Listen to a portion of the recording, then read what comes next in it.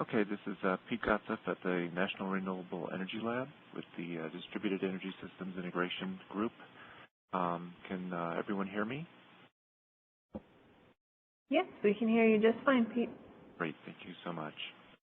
So this is an overview of one of the projects we did, implementation of the SDK. I think most of the presentations so far have been with SAM, but this is the software development kit, which gives hooks into some of the internals of the SAM, and it happened to coincide well with one of the needs of one of our high-pen PV projects.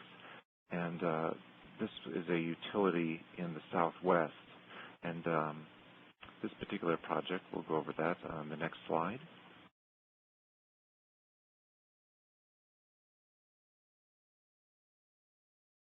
So we were asked to provide guidance to a utility on estimating PV power, and what they had was a well-instrumented distribution feeder in a rural part of Arizona, and they had instrumented it with weather station data, that is irradiance measurements, and they also had PV or power measurements on many residential PV systems that were installed there. And they were asking us what would be the quickest way to do power estimation if they didn't have, they have both AMI and power quality meters on these sites, but they also had the irradiance data, or what they'd call weather stations, and asked if they could make a quick estimate, because the weather station data came in real time. AMI data came in, well, they had to go through billing, and it wasn't immediately accessible. And the power quality data from, in this case, some SEL type power quality meters wasn't accessible in near real time. So the quickest solution was accessing the irradiance data from the weather stations and then processing it using the SAM SDK. If you want to go to the next slide. And what they wanted to do was be able to estimate the real power production from these residential PV sites in close to real time, and then implement that into a system that they're using to visualize their power production on that feeder, and also be able to get an estimate of PV power production, and then correlate that to the total feeder power that's going through the feeder head at the substation. And also it provides us here at NREL some offline data to input into the electrical models that we're also using to evaluate the electrical impacts of PV variability on this system. Just want to go to the next slide. So the SAM SDK has the hooks to PVWatts. And so what we wanted to do was we had 17 instrumented residential PV arrays, and we wanted to estimate power production for those arrays. Now, we did have GHI data, which is just global horizontal, and of course, as you know, PVWatts and SAM, of course, need at least 2 of 3 components to be able to calculate the total irradiance falling on an array, and I'll discuss how we get past that in a second. Now, the function in SDK is the PVWattsFunc, which is a single-step function. It's basically PVWatts as a single step. There's no TMY data input, and what we do is we call it each iteration that we have data available. In this case, we have both 1 second and 1 minute data available to us. But our problem became we didn't have the capability of getting the 2 components, which is usually direct and diffuse, or global diffuse, or any 2 of the 3 components that are typically available. So we had to do a pre-processing step, which is there's a Maxwell disk model, which is what we use to estimate the direct based on just the global horizontal. There's also a Perez method, and I think they're available in any version of SAM. Typically, like I said, you go back and work from TMY. One of the last things that we pass off to the PVWatts function is the derate value, and typically when you see PVWatts, you see that old number of, I think it was 0.77, and in our case, we did have the capability of figuring out what that D-rate value was. It's basically a fudge factor to accommodate inverter losses, string parallel wiring loss, and any other transformer loss that you might have between the DC side and the AC point of common coupling. Fortunately, we had these 17 instrumented residential PV arrays and was able to compute a kind of a global D rate for all those sites when they're put together. If you want to go to the next slide. I won't go through this, but it basically shows you that on the left side we have the array data from the utility. They have the size, its tilt, its location, and we use that to go and feed that into the SAM SDK, which is PVWattsFunc, F-U-N-C, that is, and we also have the weather station data, which is the GHI irradiance. We also have temperature and wind speed, which are used by the PVWatts function as well. And we go through the Maxwell disk model. There is a Perez model that allows you to take GHI for a site and make an estimate, a best estimate for rect normal. Once you have those two components, you can feed them into the PVWatts function, which is part of the SAM SDK. And output, of course, is the instantaneous power output. And so we're not talking about annual values here. We're looking for instantaneous power values from each of the PV arrays and then, of course, for the entire fleet. If you want to go to the next slide. So we wanted to validate that this method worked. And so we took 1 week of historical weather station data, and we also had 1 week of, and this is both 1 minute in this case, and for our power data that was available to us from the utility. We also had 1 second weather station data, which we averaged to 1 minute to coincide with our power data. From there, we estimated PV power for each of the 17 instrumented PV arrays. And now here's one thing that I haven't explained. Not only is there one weather station for this area within about maybe 5 to 10 square miles, but there's 4 weather stations with GHI measured. And so what we do is we assign each of the GHI measurements and the corresponding temp, RH, and wind speed from that weather station to the nearest PV array. And then we go ahead and we run it for each individual PV array as well as for the entire fleet. So what we did for the utility was they did everything in C#, and so we did is wrapped it up, these calls and the access to PVFunc through a C# wrapper, which of course calls the SAM SDK as a DLL. We do a pre-processing step, which I described earlier, which is essentially this, we compute DNI from GHI using the Maxwell disk model. And then from there, we compute the PV power, the instantaneous PV power. We're going to go to the next slide.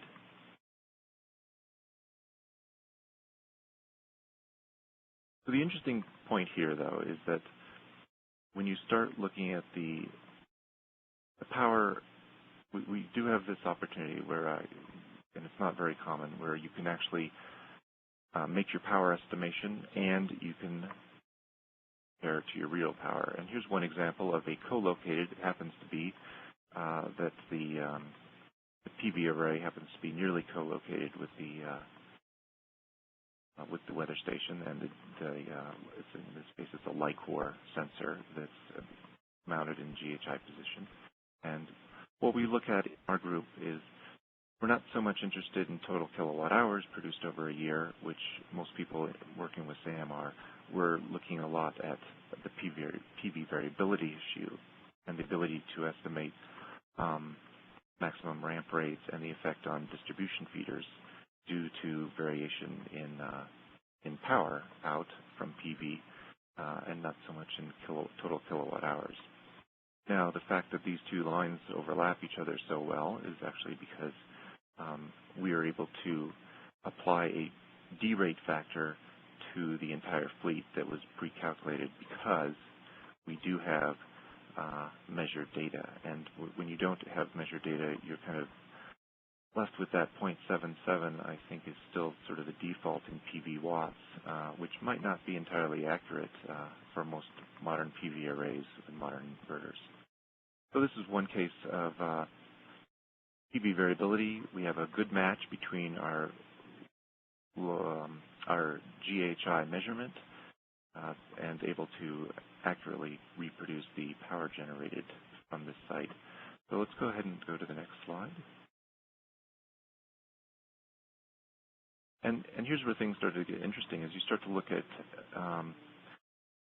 more than one site, we had 17 sites to look at real data, and we can see that we do have, especially when we have clear days, we're able to pick out times when there's anomalies that seem to appear in the real PV data as opposed to the modeled that's from the weather stations.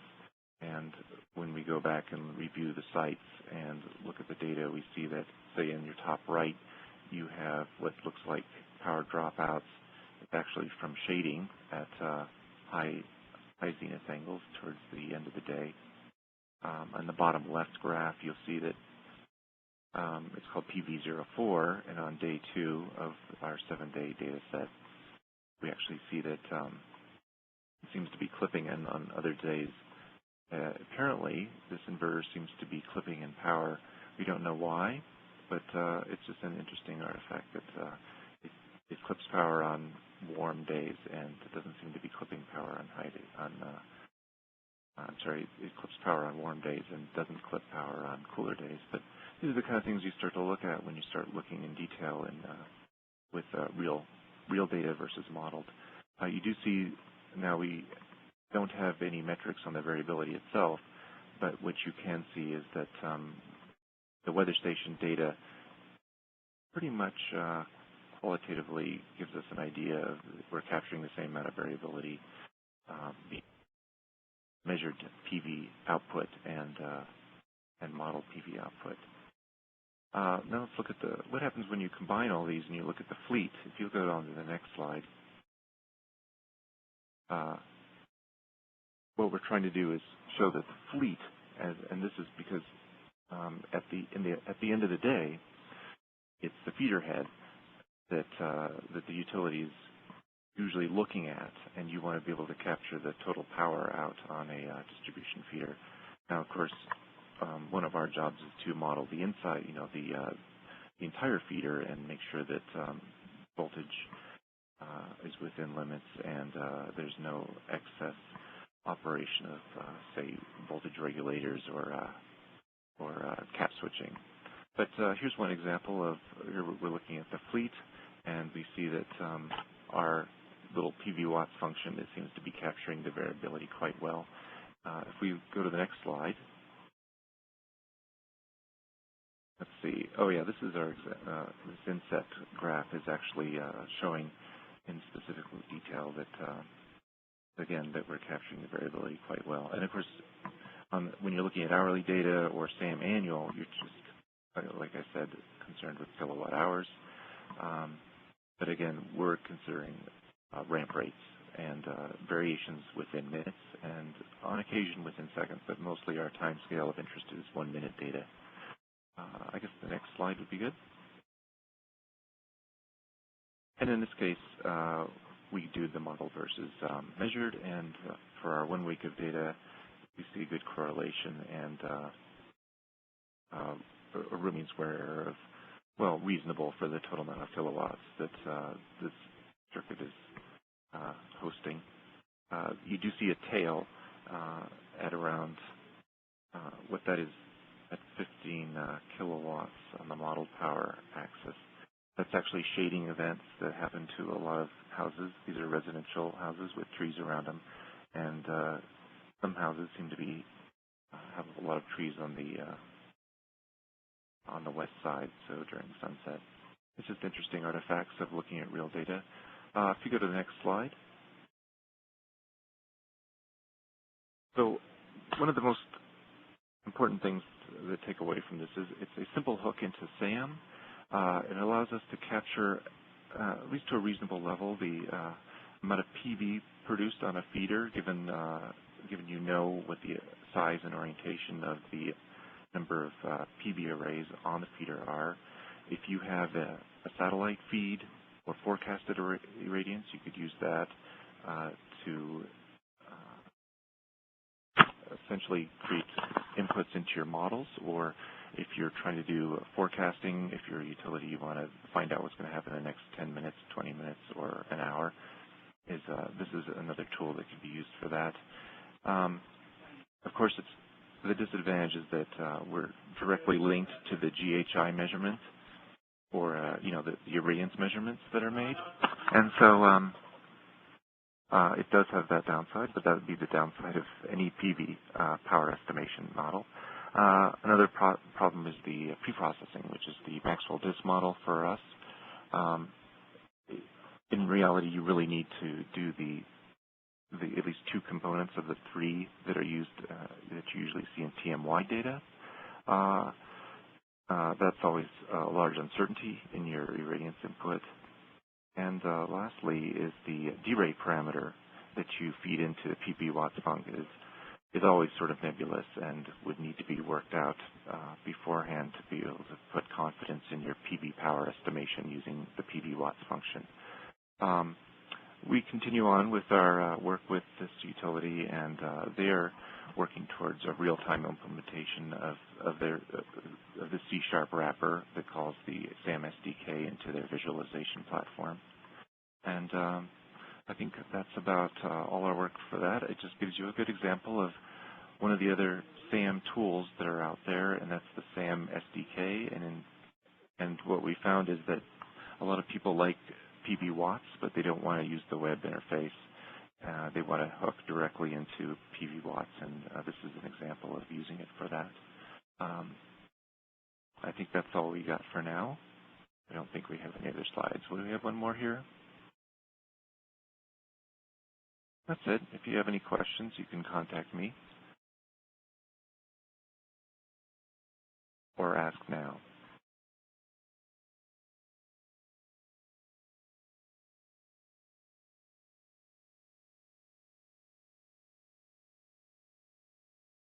At this time, there are no questions.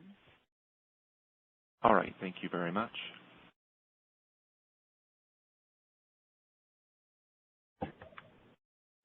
Hi, Pete. This is in the room at NREL. We had a quick question, which was if you could give us any insight into what D-rate you found might be the best match for the various systems you looked at, if it varied a lot, or if you could just kind of talk about that for a little bit. Oh, I'd have to go back to my notes on that. And it definitely varies, and it always comes down to a question of and here's one of our problems is sometimes the data that the utility provides us or whoever installed the system, we're sort of dependent on knowing what panels were installed and knowing what that is to know what the total DC power is to start with. Do you see what I'm saying? And so our D rate it sort of varied system by system, and offhand I meant to look it up before we came on this call, but I did not, so I'd have to get back to you on that. Okay, thank you.